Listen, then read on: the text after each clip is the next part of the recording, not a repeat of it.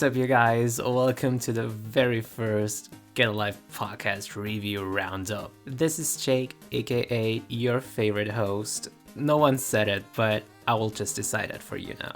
Bish gave me the authority to start this new kind of episode, so I will. So what is a review roundup? A review roundup is an episode that we're gonna do and dedicate on games that we have been able to review, try out by whoever was so patient and great to us, because honestly, work.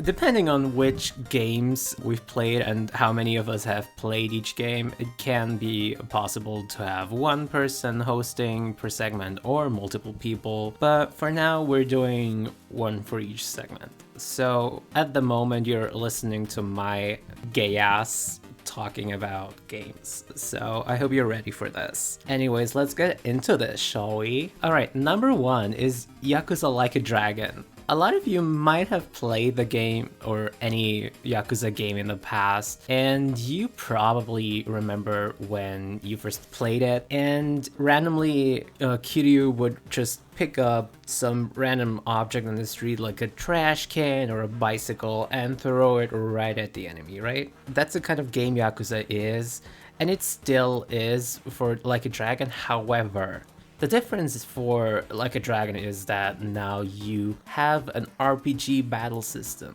like a turn-based RPG battle system that you might have gotten used to in games like Final Fantasy or Persona. So this is also why we got many different party members, we got elemental attacks, like we got, I'm gonna spoil anything, but we got a homeless man casting fire with his bad breath.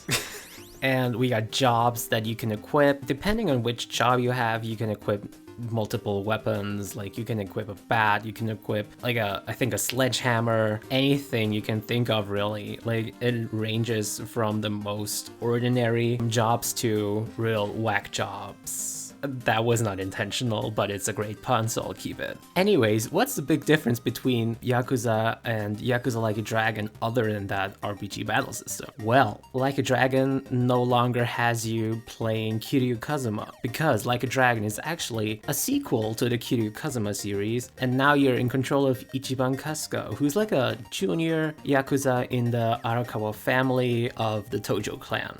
Because he's such a, I'll just say, worshipper of the man who leads the Arakawa family, he ends up taking a bullet for him, not literally, thank God, and goes to prison for 18 whole years. There, he keeps staying faithful to the idea of coming back and just having this huge family giving a warm welcome back. But when he gets out of prison, he realizes that that was just an illusion that he created in his head. Because when he gets back to Kamurocho, which is a place that I think all of the Yakuza players have gotten accustomed to by now, he realizes that not only is the Arakawa family part of a different clan now, but the person he was looking up to this much basically doesn't even acknowledge his existence anymore. And in one way or another, he ends up in Yokohama instead of Kamurocho. You will be spending most of your time in Yokohama most likely after that, but it has a lot of possibilities, I guess, to put it politely. As you will run around through the different alleys and streets of Yokohama, you will experience a lot of unique, occasions, and you will meet a lot of different people. You know that in classic Yakuza manner, there are many sub-stories or side activities that just make you really go, I don't know if this is allowed, but what the fuck? Like, you will very often just think to yourself, what the hell is this game? But honestly, if you're like me and you've played Yakuza before, don't worry. It probably, like for future games, it can probably get even stranger. But something that astounded me in Yakuza Like a Dragon is the many different references to other games, such as one of these side activities is trying to complete this Suji text, which is part of the Sujimon, I guess, sub-story or like the side activity, and it collects the data of all the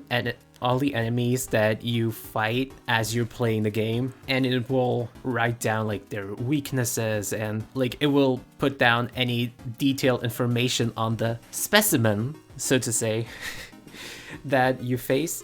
I thought that was a great idea because you can see that. I think when they first revealed Yakuza Like a Dragon, it did seem like a lot of people are on the edge about the RPG battle system, as the brawling is like a charm point or charming point of the Yakuza games. So I figured they probably introduced that for Like a Dragon to give us more of a fun way to experience the game. But it's also like it makes for a great system, because if you have a battle system, you would want to know what the enemy's weaknesses are, if there's stuff like elemental attacks and all that. And honestly, at this point, I think we've all gotten used to one thing pointing to the other. And yeah, besides that though, there's also the new cinema minigame, or the collecting cans for money minigame. I will not be going into those for too much, because it's like, I don't want to spoil the fun for you guys. Honestly, most of the games are just so weird. Like my dumb words cannot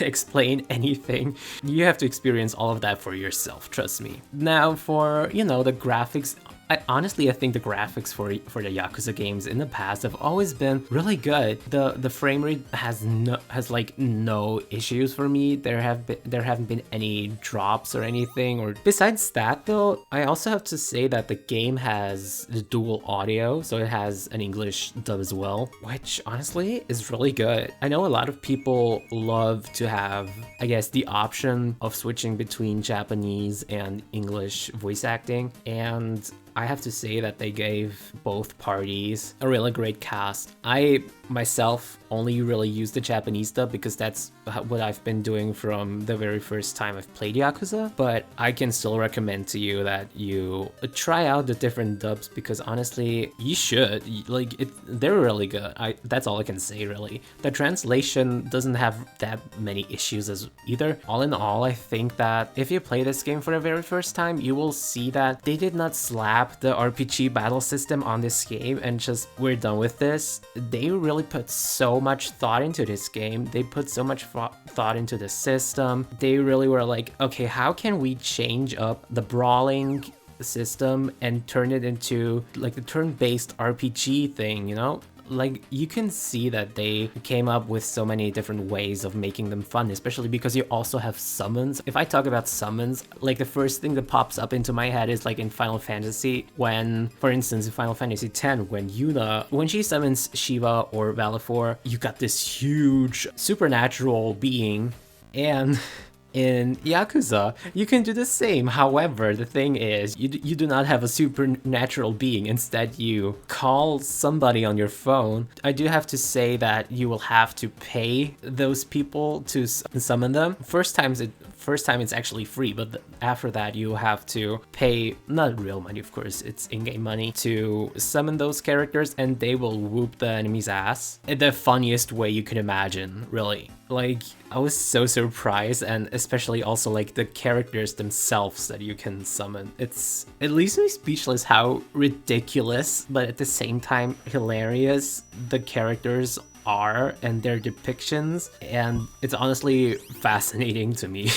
But yeah, honestly, to sum this up, I feel like with Yakuza Like a Dragon, rightfully, I think, on one hand, people were skeptical because it's something like the turn-based thing. It was just something that we hadn't probably thought of when we first heard of the game, until they showed it in the trailer, of course. But what we also probably didn't expect was that it worked. It works so well. It really works a lot. And the thing is, like, with the brawling thing, you will not pick up things yourself. If your character is right next to an object on the streets, your character will automatically pick it up and just throw it at the enemy, and then additionally deal another attack to them. So the brawler system is kind of gone, but the craziness of the Yakuza series is not gone, and that's what I think is so beautiful and just really well thought out. You can tell how much work they put into Like a Dragon, and honestly, I also think that if there was one character that they could have created as a new protagonist, I don't think they could have gone with a better character than Ichiban, because he is so good. He's like the exact opposite of Kazuma. He's super emotional. Right off the bat, you can tell that he wants to be a good guy. He will not hesitate to let anybody he ever meets know that he fucking loves Dragon Quest. And by that, I mean he loves Dragon Quest. Like, he would love to be a Dragon Quest hero himself. This is also why you have hero mode in Yakuza Like a Dragon, where you rescue people and help them in their needs, anything really. And of course, you get money and also other rewards for it. But I think that instead of elaborating on that, you should probably play the game yourself, because quite honestly, no matter how skeptical or how disappointed you were with the new battle system, you need to try this game out. Like, even if the brawler mechanics aren't really there anymore, I really cannot say anything bad about this game. I really cannot. I can only highly recommend you play this game. And it recently got a PS5 upgrade, so if you were one of those lucky people to have managed to grab a PS5, number one, how dare you buy this away from me? And number two, please get Yakuza Like a Dragon, because it's really good. And if you do not have a PS5, number one, you're with me. You're probably suffering that you didn't get one. And number two, you're lucky because you can still play Yakuza Like a Dragon. Of course, you can also get it on Steam, and I think it's on Xbox One as well. And this review actually covers the Steam version, and I'm super grateful for this review code. I cannot voice how happy I am with this game, because it genuinely exceeded my expectations. I was honestly one of the people who thought how much I will enjoy this game, and yet I really did. Like, I love it so much. Please play it. And now it's time for an ad break, and after that, Bish is waiting for you with a review on Assassin's Creed Valhalla. This episode of the podcast is brought to you by Crunchyroll. Go and check them out at getlifepodcast.com/Crunchyroll for a 14-day free trial of Crunchyroll premium service. That means anime without ads, 1080p HD. You can watch it on all your favorite devices, your TVs, your phones, whatever. Even if you want to watch it on your Chromecast, you can as well. That's amazing. Go and check them out. 14-day free trial. You've got the most diverse collection of anime and manga on the internet. So go and check them out. It's a no-brainer, lads. getlifepodcast.com/Crunchyroll. Thank you, Crunchyroll, for sponsoring this episode of the podcast. This episode of the podcast is also brought to you by the lovely people at Japan Crate. Japan Crate offers a unique experience of Japan through monthly crates filled with candy, and who doesn't love candy, right? Japan Crate brings you a delicious selection of snacks every month. You can check it out on our YouTube channel for $35 a month, and you can cancel anytime, but I don't know why you would want to. Learn more at getlifepodcast.com/Japan Crate. Remember, use the code GALP for $3 off on new subscriptions. So, getlifepodcast.com/Japan Crate. Use the code GALP for $3 off. And if you want to check out what snacks that you get in the crates, go and check out our YouTube channels. Links will be in the description, so go and check them out. Thank you, Japan Crate, for sponsoring this episode of the podcast. Thanks, Jacob. Guys, I hope you enjoyed that ad for whatever it was. Unless you're listening on Apple Podcast subscriptions, then you know what? You don't have ads, and thank you for subscribing. I want to talk about Assassin's Creed Valhalla. I want to thank Ubisoft for providing a PS5 code for this game. In addition to that, they also gave me a code to Watch Dogs Legion, and they gave me the Season Pass for this game. I am not going to talk about the Season Pass, maybe briefly, but I'm just going to talk about why I love and sort of hate this game at the same time. I love Assassin's Creed Valhalla. It was a sort of new experience for me. I haven't spent a lot of time on an Assassin's Creed game since Assassin's Creed 3. So I've completed Assassin's Creed 3. I sort of dropped out Assassin's Creed after Black Flag. I really want to do a full podcast episode with Jacob discussing Assassin's Creed and why I sort of fell out of love with it. I didn't like Black Flag because of the boat mechanics. And that was something I didn't like in Assassin's Creed 3. I hated it. I genuinely hated it, which is weird because a lot of people loved it and they kind of continued it forward. I didn't really enjoy that much. And then I decided, you know what, I'm going to get Origins because Origins is set in Egypt and I really wanted to see the origins of the assassins. I stopped playing that game because of the battle mechanics and I wasn't used to it, especially on the PlayStation 3. However, I was playing this game on PS5. I was playing it pre-launch. And I will say this, the battle mechanics really works in this game. Why do I say that? Because in Origins, right, you had this whole battle mechanics where it was kind of like For Honor. It was kind of like you're playing an action RPG, like a hack and slash game, which I thoroughly enjoy. But I don't play Assassin's Creed as a Muso game. I don't play Assassin's Creed as an action RPG. I play Assassin's Creed to assassinate enemies, right? I play Assassin's Creed so that I feel that I'm going around stealthily and just assassinating the shit out of people.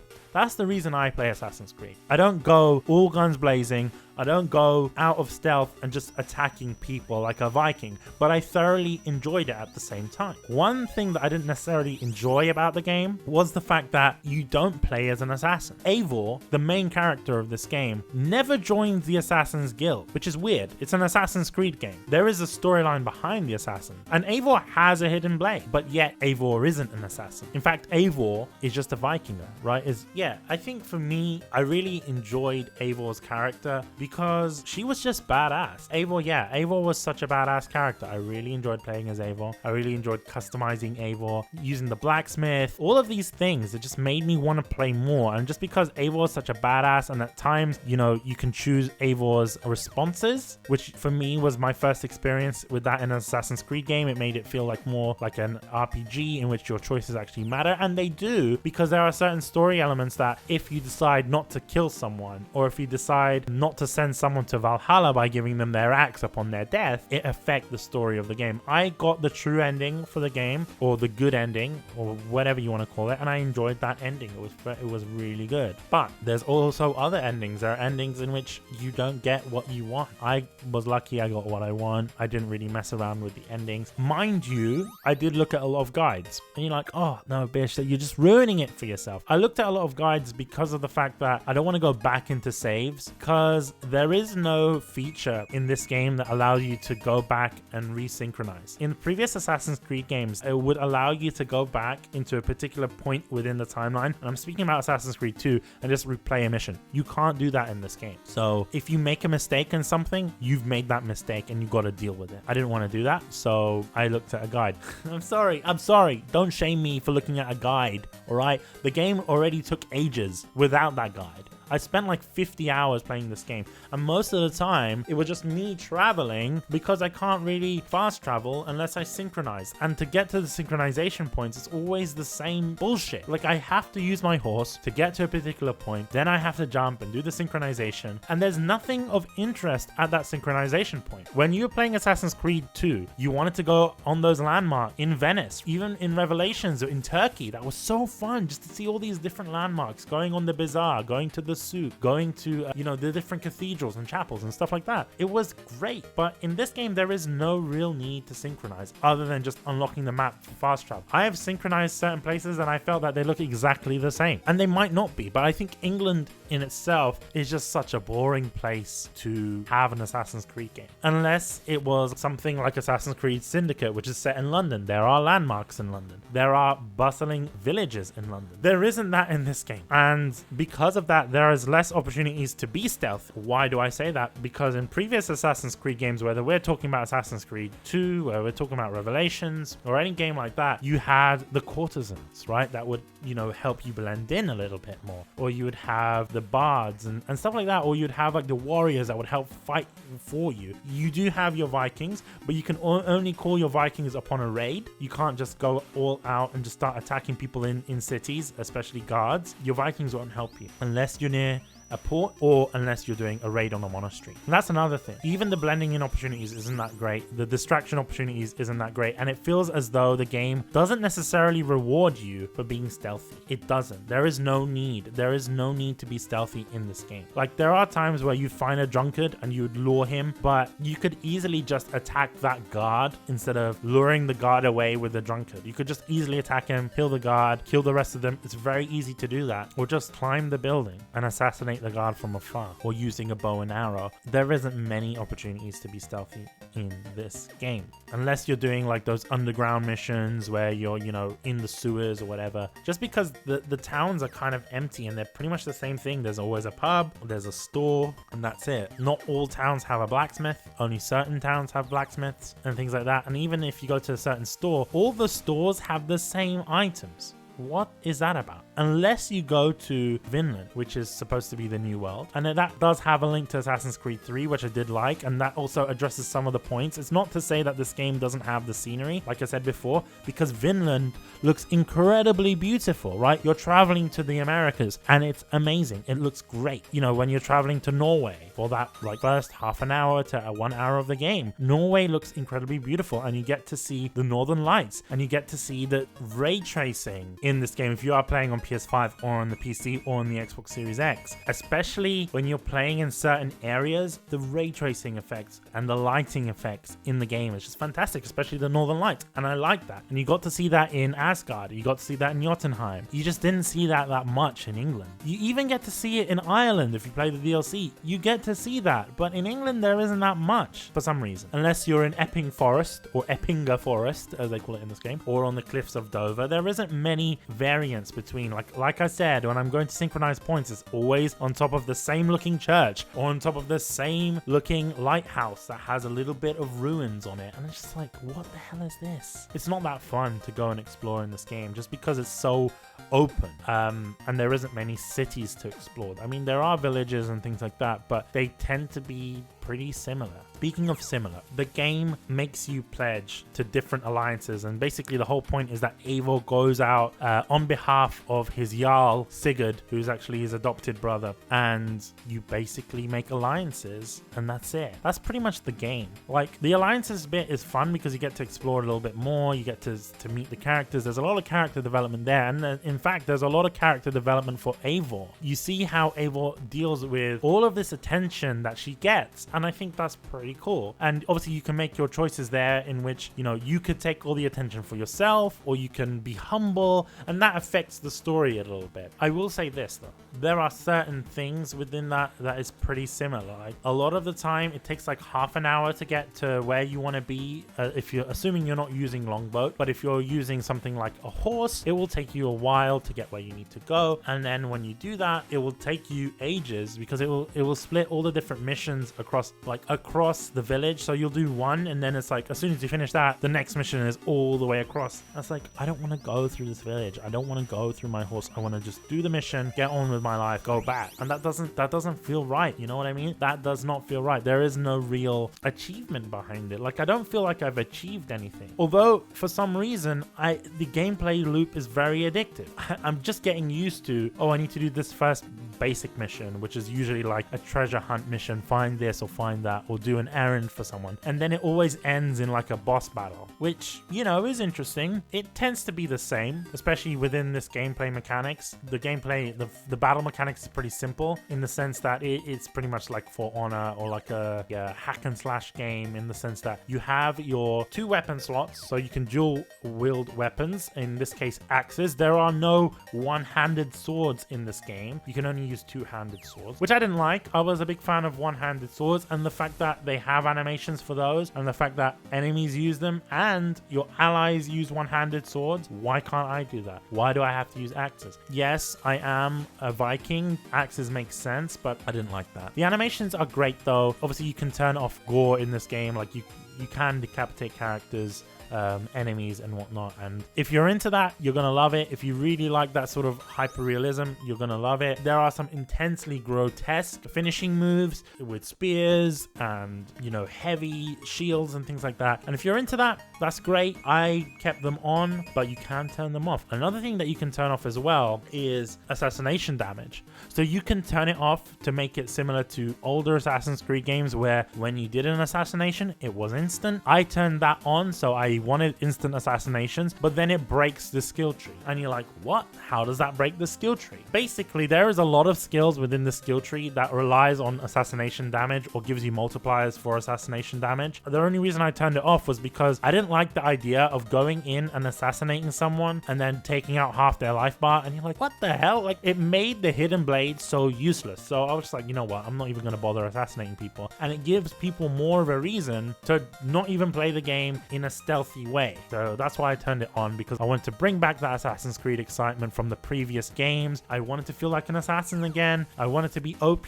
but it does break the skill tree. Speaking of the skill tree, it's so huge. Why do I need this huge skill tree? And it really doesn't matter. Like, there are some really cool things like dual wielding heavy weapons and using different bows and things like that, but there's just so much faff in this game. Like, I don't need it. I don't need different armor types, you know, Way of the Boar, Way of the Raven. If you use armor that is part of the same class, you get multipliers on them. But I really didn't see the need to do that. Yes, it does help you in battles, but I didn't really see the need. And to the point where I only upgraded my armor for aesthetic reasons. And I kept the same armor that you get at the beginning of the game and the same axes. I use the same weapons. I have all of these other weapons. I just don't use them. I have tried them, don't get me wrong, they are quite fun, but I just find the best thing for me to do is using the dual axes or axe and shield. There are skills as well, which is pretty cool. Like, you can set your axes on fire, you can set your shield on fire to deal fire damage, you can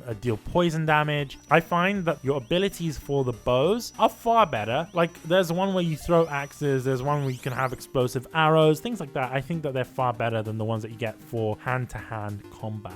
Another thing that I really did enjoy about the game was the bits in Jotunheim and Asgard, because obviously you're playing through the story of Odin. You are playing as Odin, although your character model is Eivor. It was incredibly cool. It is a side story for the game, and I think the game really encourages you to delve into Odin's story at the same time as Eivor's, because you do see a parallel between the characters and it makes sense. But at the same time, for me, it kind of spoiled the ending of the game, or it gave a hint to the ending of the game because of those parallels, because you realize who betrays you. If you look at Odin's story and then you look at Eivor's story, you see the betrayals, you see the friendships, you see all of that, and it's a parallel to each other. So what I would recommend is probably play the first mission, because the game forces you to play the first Asgard mission, but then leave all the Asgard stuff to the end of the game. But then if you do that, it means you need to grind more. The game really relies on you grinding a lot, whether that is going out and doing assassinations or going out and raiding, especially if you want to build your camp. That's another thing. Building your camp is pretty cool. If you want your camp to look aesthetic, if you want Ravensthorpe to look aesthetic and pleasing, but there is no real reason to do it. Yes, you will unlock stuff like the Roman Museum, or you'll unlock stuff like, you know, the Hunter's Lodge, stuff like that. You'll unlock stuff like that, which really gives you more missions to do. If you like, for example, if you unlock the Hunter's Lodge, I find it's really good for like post-game content or post-story content, where you fight these mythical beasts or mythical creatures and you hand their pelts and their skins in for rewards and stuff like that. It is pretty cool. But one thing that I didn't realize is that there is so much more that they could have done with the camp. Like, Eivor does have a house, she lives in the longhouse, but I would have liked Eivor to have her own hut where, you know, you can put your weapons on the wall, similar to something like Breath of the Wild. You have Link's house where he puts all of his weapons on the wall and things like that. I think that would have been great. It would have been something to really customize for yourself, or something similar to like the Assassin's Guild. Like, yes, Eivor doesn't join the Assassins. Eivor isn't an assassin, but I would have wanted to see the Assassin's Guild more meaningful. Right, I remember back in the day when you complete all of this stuff, you get special armor, special weapons, stuff that you can unlock that isn't done through Uplay. And I was thinking, what happened to all of that? What happened to all of the unlockable? Like, I find if I'm finding codex pages, cool, that's awesome. I don't really unlock anything special from the codex. I don't get anything from the Ymir's tears other than skill points. It's the same with assassinations. The game is similar to Origins in the sense that you have this assassination chart for the Order of the Ancients, which is basically the Templars. I think there's like maybe 5 assassinations that you have to do officially, or maybe, okay, let's not say 5, let's say 8 assassinations that you have to do officially to actually complete the game, and you don't actually get the main person. So there is more content in that sense, but at the same time, once you've already been leveled up and you go out and you assassinate those people that come up on your mini map, it's pretty much the same thing. You have the same sort of fight, they have the same sort of movesets. Most of the time it's a spear, if not it's a sword and shield, and it's just not fun. Genuinely, it's the same sort of battle again and again. Another thing that I don't like is the clues. Like, it's all the same shit. Okay, there are times in which I will need to, you know, upgrade my charm or upgrade my fleeting skills and stuff like that. It's making me do stuff that I don't want to do. I don't want to go out and fleet. I don't want to play that weird Odin's gambling game. I don't want to do that. But the game forces you to do that if you want to complete the assassination chart. But there is no real reason to do it because Eivor is not an assassin. I don't think you really gain much from doing it. Although I don't know because I haven't done it. Because I don't want to do it. Because there is no real incentive for me, at least. Eivor never does feel like an assassin. And that's the unfortunate thing. Although Eivor does have a hood and Eivor does have the hidden blade, it seems a bit shit. Let's be real. I'll be real with you. I really did enjoy this game. There's a lot of things that I didn't like about Valhalla, but at the same time, I spent a good 60 hours on this game, and I'm going back to complete the DLC, and I'm gonna go back to do all the assassinations. I'm gonna go back and do everything. I want to upgrade Eivor's armor. I want to do this. I want to do that. There is so much. I haven't even finished the Asgard sections. There is so much that I want to do, but I hate how much I like this game. I genuinely hate how much I like this. Should you buy this game? That is a good question. Should you buy this? I really want to end it on this. Like, should you buy Assassin's Creed Valhalla? It depends. It genuinely depends. If you're a fan of Assassin's Creed, sure, why not? If you liked Origins, if you liked Odyssey, sure, why not? The game is pretty cheap now. You can pretty much get it in a bundle for like £30 or something. I know, well, the game is pretty cheap now. You can find the game pretty cheap, especially on the current gen consoles, which is PS5 and Xbox Series X. It is a game that I would say that you need to experience if you are a fan of Assassin's Creed. If you haven't played Assassin's Creed for a while, maybe try this game. You might enjoy it. But if you're someone like me who is a big fan of the older generation of Assassin's Creed games, I mean the games that were on the 360 and the PlayStation 3, games like Assassin's Creed 3 or, you know, the Ezio games, then I would just recommend that you play the Ezio collection on the PS4, because that's what I've been doing. This game made me want to go and buy the Ezio collection because it's just that style of Assassin's Creed game. It's not for everyone. OG Assassin's Creed players may not like it unless you've been playing every Assassin's Creed game since. If you've sort of fallen out of love with Assassin's Creed, maybe Valhalla isn't for you. But I would say it's a good place to start back up. That's another. It's just very hard. It's like Marmite. That's where I'm going to end it. This game is like Marmite. You either love it or you hate it. And I don't know where I stand, because sometimes I'm really into it and I spend a good 8 hours playing the game. And then there's other times where I'm like, oh, I don't want to do this anymore. This game is too grindy. Oh, that's how I feel about Assassin's Creed Valhalla. But that being said, we're going to go off to a little ad break. I know my segment was a little bit longer, but you know what? We're going to go on an ad break, and then Jacob is going to tell us all about Watch Dogs Legion. Before we get onto that as well, like, I just want to say one thing about Watch Dogs Legion. I was a bit upset that I wasn't able to go and visit my town. My area in London was not there. That was the only reason I wanted to play this game, but that's not the point. So yeah, enjoy the ad. Or if you are on Apple Podcasts and you are subscribed, you won't get an ad and you hear this straight away. So see you on the other side. Gonna pass it on to Jacob.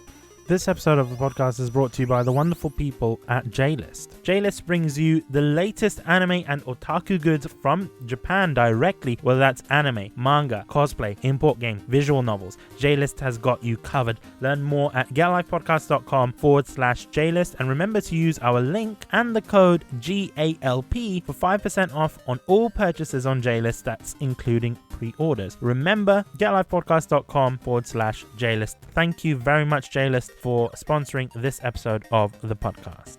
Hello, this is just a reminder for you guys to check out our Discord page. If you go to getlifepodcast.com/Discord, join our Discord page, join in on all the discussions that we're going to be having, whether it's in our gaming channel, our anime channel. Go check us out there. Hopefully in the future we'll be doing our giveaways. All podcast giveaways will be done via Discord. as well. So make sure you join in on the fun. In addition to that, make sure you follow us on Twitter at Get Alive Podcast. If you like what you see here, follow us on Twitter. We'll be posting new episodes, videos, announcements, things like that on Twitter as well. So be sure to check out our Twitter page if you want to be notified of all those kind of stuff. Anyway, back onto the episode. And we're back with Watch Dogs Legion. Now, honey, don't lie to me. You've heard a lot of opinions on this game. If you have not, then props to you. But if you have, let me tell you, that's irrelevant because you're listening to me now. These are my opinions and this is what you tuned in for, honey. Except for when you're listening to this for the last Bish segment, which in this case, yay, love you, Bish. Anyways, as we love to say on the podcast. Now, if you have not played Watch Dogs in the past, let me give you a quick rundown on what the game is about in general. Watch Dogs is a third-person open-world game, which kind of can, like gameplay-wise, can be compared to Grand Theft Auto. However, it's not the same, like, at all. Instead of like heavy shooting and like satire kind of, you got hacking as the main gameplay mechanic.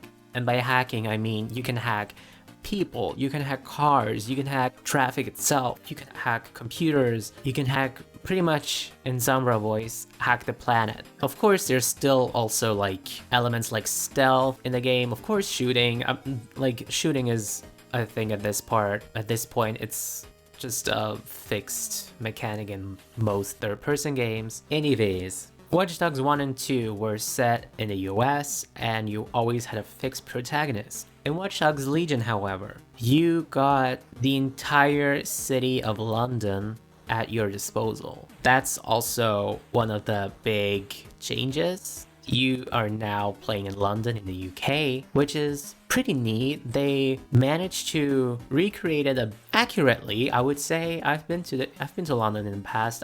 It's not, of course, it's not 100% the same because, you know, Watch Dogs is a bit more futuristic, but that's also not the point of discussion right now. Bish would kill me for this because he says that he cannot go to his own house in the game, which upset him, and valid, but also too bad. Just kidding. Just kidding, Bish. You know me. I'm stupid. But this is why you love me. Regardless, though. Now, the main plot or the main setting of Watch Dogs Legion is that, once again, we are playing as members of DedSec. And we have this organization called Zero Day. And we find out that they want to blow up the House of Parliament and frame DedSec for it, like dressing the people who commenced the blowing up as members of DedSec or something like that. You start out with the mission of trying to stop that assault, that terrorist act, whatever. Don't put the whatever into the episode, please. Put it into the bloopers if you want. Now, why are the opinions on Watch Dogs Legion so divided by critics? Well, I can tell you why. When it first came out, it had a lot of issues. Bish got a review code, and he got to play it and try it out, and he also gave his opinion, of course. And in that case, it was like, bear in mind, I got the Ultimate Edition, so I got the game plus Season Pass. And like, well, not the mask edition with the crown mask, whatever. When I first got it, I was like, I cannot believe I paid so much for this game, because as I mentioned before, the game had a lot of issues at release. There were so many graphics issues were, I guess, present, but they were not that terrible. It was more like echoing, like audio, just like sound effects and voices echoing and just resounding again and again and again, or just being completely muted. Then we got like main gameplay issues which were like NPCs just randomly teleporting from one place to another. Like you could see them like go like at the speed of light from one position to another, or just like really I'm gonna say like that stupid shit, which made you think this game does not really come off that as that refined. Like Watch Dogs 1 and 2, especially, I know Watch Dogs 1 also had mixed reviews. However, in my opinion, the game on a performance base was not that bad. Like I don't remember having like any real hard issues with it. Like graphics were fine, music was fine, audio in general was fine, everything was balanced and it worked. Same for Watch Dogs 2. I didn't really encounter anything that was like, oh my god, this is like so terrible. But in Watch Dogs Legion, there were so many unpolished aspects and so many issues at first. Now, bear in mind, I'm recording this on the 12th of May, so it's been a bit more than I think like half a year since the game came out, and I can tell you that they have worked out so many errors and issues the game had. Of course, there's still some which make you think like, why is this still a thing? But like, it's not really terrible anymore. Of course, some people will or listen to this and be like, Jacob, you're full of shit. Number one, I know. And number two, this is my personal opinion. You're listening to my opinion. No, well, I'm like, I'm not telling you to get the game or not get the game. I'm just saying. Apart from that, the thing is, like, in Watch Dogs 1 and 2, you had all of those skills, all of those weapons, everything for this one character that you controlled. And in Watch Dogs Legion, you now have to recruit characters that have different abilities, different skills, different traits to them, like weapons. Oh, one thing that I need to mention is that in Watch Dogs Legion, DedSec puts heavy emphasis on the fact that they do not act on a lethal basis with their attacks. So they use like weapons that are like more electrical, but they don't use like real bullets, just more like something that knocks out the enemy. That's also what you use like in terms of melee or like stealth attacks, because most of the stealth attacks are not based on like breaking the enemy's necks or something. It's just like throwing them to the ground and knocking them out, because essentially that's how they want to assure to the players that you can recruit every kind of character in this game.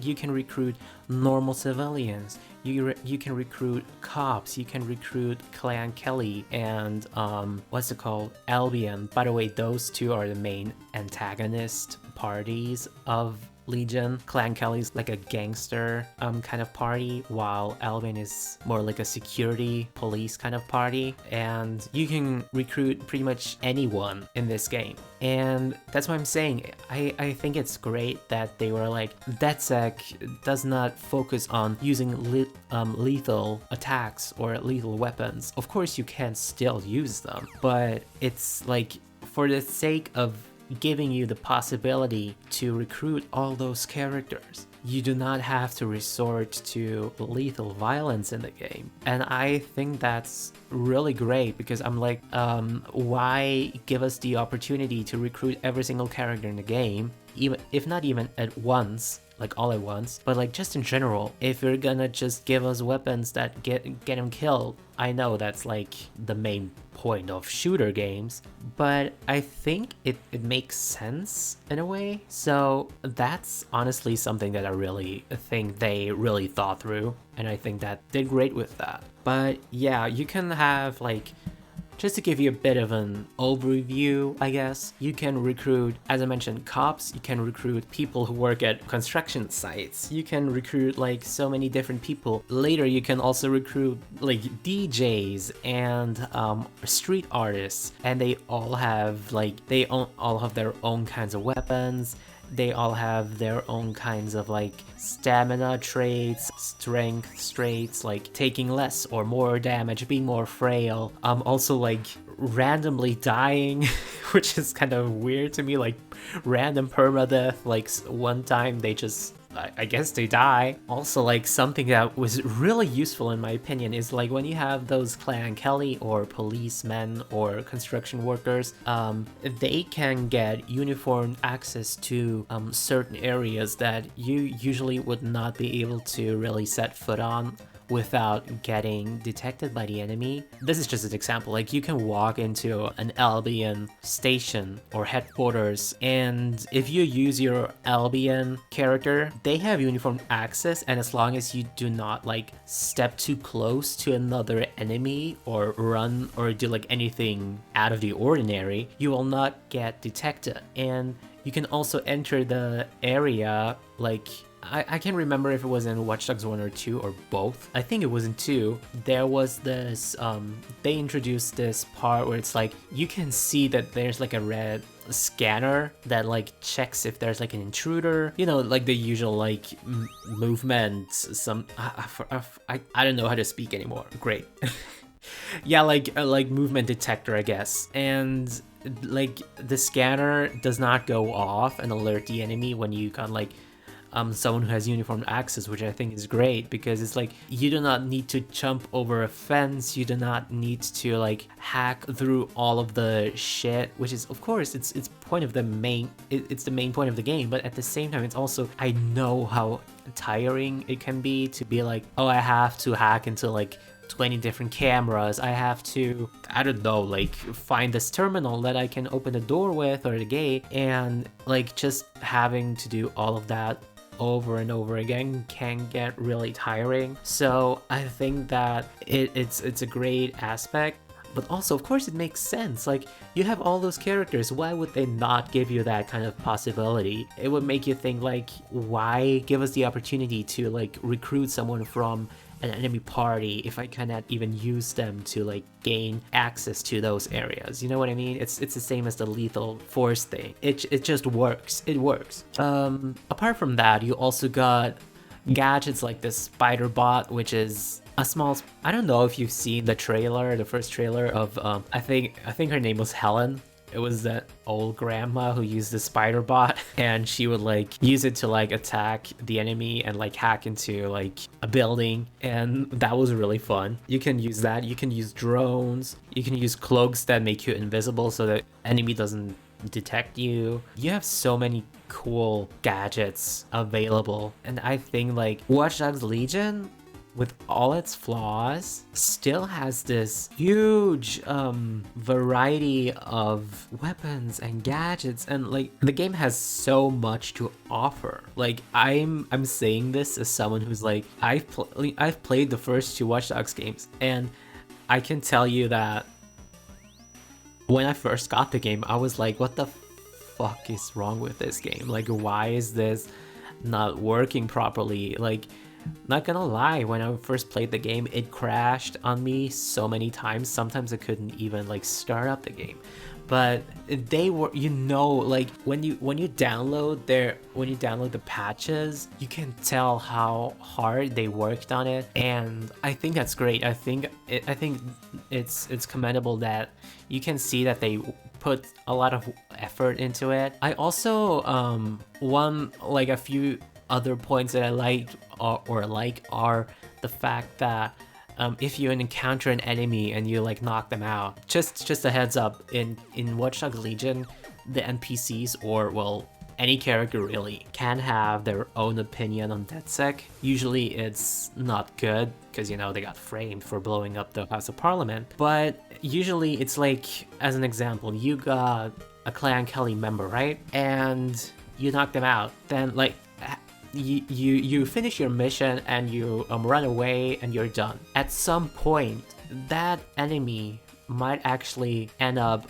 as like a legit DedSec hater. Like it says hate DedSec because every single NPC has their own profile. They might actually end up kidnapping one of your operators. I think specifically the one that knocked them out, but you might have to rescue your operators. Like those kinds of things are like, I get that they work. Of course, for some people they might go like, what the hell is going on? why can I not use this character anymore? Because they got kidnapped. Like, all you really do is like, if that happens, you just go out and rescue them. That's it. And like, to give the NPCs like their own kind of motivation for something like that, I think is great, because it also gives you a bit more diversity. Because I'm gonna be real with you, a lot of the characters do kind of look the same, but that's because, you know, they're just like in GTA, you got all those random civilians that look the same. But in Watch Dogs Legion, they don't always look the exact same. They do kind of look similar sometimes, but at the same time, they can still have such different profiles, which is, in my opinion, really great. Also, something that they recently added as of today was the option to customize the characters. And I'm not saying fashion wise is like something that you could do from the very beginning. You could have different masks. Oh, by the way, masks are like one of the main aspects as well of Watch Dogs Legion. Masks are basically used to, like, you know, disguise the characters, but it also gives you more of an organization kind of vibe. Watch Dogs 1 didn't have that. I think Watch Dogs 2, I might forget, I think they started with that in Watch Dogs 2, especially with Wrench. Watch Dogs Legion like lets you choose masks, and you can also unlock them and all that kind of stuff. I just love the idea of that, kind of like giving them kind of this, I'm also gonna call it like tribal and kind of, or like hidden agenda kind of vibe. I don't know, but like either way, I think that I was gonna say they recently added the option to have the characters change their hair color, makeup, beard, and all those kind of things. And what I also love is that they gave the characters, all of those customization options are like gender neutral. So like, you can give any character any hairdo, you can give them any kind of clothes, anything. I love that. I think it's honestly really great, and I think it also shows that they are not afraid of showing a sense of progressiveness. I don't know the right term, but like, you get what I mean. And because, you know, a lot of games, I'm not gonna go into this too deeply, just so you know, but like, I think that it's great that they do not stick to heteronormativity and to like the gender binary system, whatever. I think it's great. And also, one thing I do want to mention is that even though the game has a multiplayer mode, I have not tried that because I have the game on my PS4 and I currently do not really have the funds for PlayStation Plus, so I apologize for that. I am, however, hoping to try that out in the future. I think I've heard good things about that. I can say that for sure. I can guarantee that it's true. However, I think that they probably found a way to make it really work. If they have not, I guess that's unfortunate. But like yeah, honestly, to conclude this part of the episode, I think that Watch Dogs Legion, this is not me bashing anyone, just so you know. I'm not someone who's like, oh, this game sucks. No, I'm trying to be constructive here. I'm trying to give like good criticism, because I think that in order for like to work out games and make them better, I think that criticism needs to be a thing. With Watch Dogs Legion, playing the first two games, I felt like with Watch Dogs 1 and 2, of course, Watch Dogs 1 was a bit like, I do remember it being like a bit like getting criticized for seemingly being a bit different than it was in the end, but for me it worked. Number 2 was also like, Watch Dogs 2 was, in my opinion, a huge improvement over 1, but that's, you know, that's another story for another day. With Watch Dogs Legion kind of felt to me like, they were like, look, it's a Watch Dogs game, be excited for this. And they relied on the Watch Dogs name, like showed you like the versatility of the game, the diversity, by putting the good old adorable grandma into the main trailer that was first shown. Of course, who wouldn't love that? But like, when it came out, it got bashed by critiques. On one hand, I get it, because if you are that excited for for a game after watching that kind of trailer, I think you do have a reason to be excited, and then be let down by I'm just gonna say it, by the performance mess Watch Dogs Legion was. However, do I think that people should give the game a chance after those months? Absolutely, because now they keep updating the game. You can see that they are putting effort into fixing the issues. They are bringing out new content that's, in my opinion, great. Also, like, some new updates just give you a lot more features, which at first you might have been like, oh man, I wish they would have done this in a game, on like missed opportunity, and they make up for it. Overall, do I recommend Watch Dogs Legion? I say yes. I think that people should at least give it a try. If you have a friend and they have it and they say, you know, it sucks, and just form your own opinion on the game. Because I remember when it first came out and I read all those reviews and they were like, oh, you know, this game is bad, this game is awful, blah blah blah. I was like, I'm always like, let me try this game myself and then I'll decide. Has that let me down? Sometimes it has, yes, I'm not going to lie. But I also have this special place for Watch Dogs in my heart, and I kind of have been like, even with the bad performance that the game had at release, they gradually improved the game so much. Like, there's so many errors that they fix, and they're still fixing stuff. They're still like working on actually making the game better. Unlike some other games that came out not so long ago, I'm not going to say anything, but like, there is a certain game that both Bish and I really liked, and the latest entry was really bad.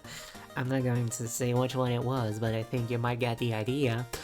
Finally, I think that they are treating it way better than so many other teams have treated their game in the past, and I think that's really great. I think it's important to do that. I think it's important to support your game and treat it better.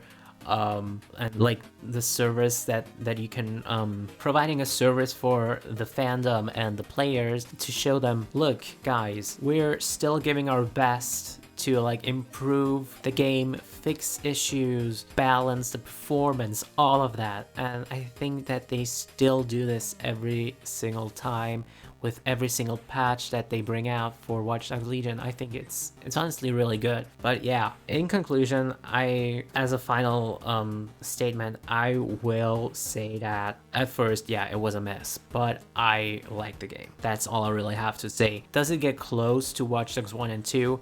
That's arguable, and I will not give you a definite response to that question. I do ask of contemplate getting the game or playing it. I would recommend giving it a try. It's not the best game in the world. Like, I'm not gonna say it is, because it has still a bunch of issues, but I'm not gonna say that it's like the most terrible game in the world, because in the end it's not. You can see that they put a lot of love into it as well. So I'm going to say yes, I would recommend this game still. Just next time with Watch Dogs, I hope that they learn from the mistakes they made with Legion. Anyways, thank you guys for listening to me rabble about this game. Thank you guys, and see you next time. Bye! Watch Dogs Legion is available now on PC, PS4, PS5, Xbox One, and Google Stadia. I would like to thank Ubisoft for the code and giving me the opportunity to play this game. Thank you very much. I love you. Good night.